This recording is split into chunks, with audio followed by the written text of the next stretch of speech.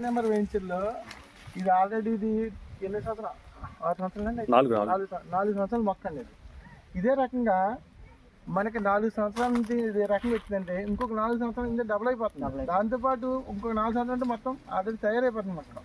ఈ మొక్క తయారైపోతుంది 10 సంవత్సరాలు దాటిన కాడి నుంచి కొన్ని లావు ఉన్నాయి, కొన్ని సన్నం ఉన్నాయి. ఈ సన్నం అయింది తర్వాత వస్తుంది, లావు అయింది అయితే ముందుకు వస్తారు. ఇందులో ఇంటి 100 ఎకరం ఉందండి. ఈ 100 ఎకరం వెంచుల్లోని ఒక 100 మొక్కలు కనుక కోసారు అంటే మినిమమ్ ఒక 50 కోట్లు మినిమం వచ్చింది అనుకోండి.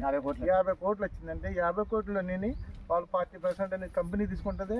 మిగతా అమౌంట్ ఏదైతే 35-36 లక్షలు ఎంత ఉందో ఆ అమౌంట్ అనేది ఇప్పుడు మొత్తం మీద ఎంతమంది అయితే ఇన్వెస్ట్మెంట్ చేశారు, ఎంతమంది పెట్టుబడి పెట్టారు, ఆ పెట్టుబడి అంతా కూడా అందరికీ కూడా సమానంగా పంచుతుంది కంపెనీ. ఇది మామూలుగా ఏంటంటే ప్రతిదీ కూడా ఎవరికాళ్ళు ఒక సైట్ తీసుకుని ఒక మొక్క తీసుకుని మా తోటలో ఎప్పుడు వస్తుందా, మా తోటలో ఎక్కడ ఉన్నదా ఇవన్నీ తనుకునే అవసరం మనకు లేదు.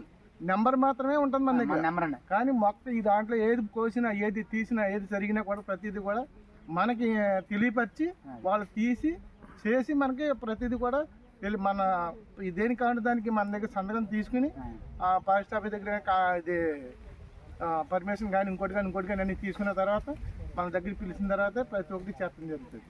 ఇది ప్రజెంట్ వచ్చేసి మనం కొనాలి అంటే కూడా దీనికి మ్యాక్సిమం 20 లక్షల పైన ఉంటుంది. ఒక ఎకరం 25 లక్షల వరకు గ్యారెంటీగా ఉంటుంది.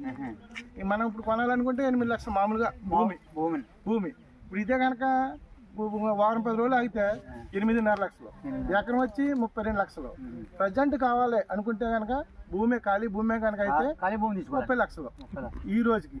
మళ్ళీ తర్వాత వారం తర్వాత మనం చెప్పలేమండి. అది దానివల్ల ఏంటంటే ఇప్పుడు ప్రజెంట్ కొనాలి అనుకున్న వాళ్ళు ఎవరైనా సరే దాని మీద పెట్టుబడి పెట్టేయండి.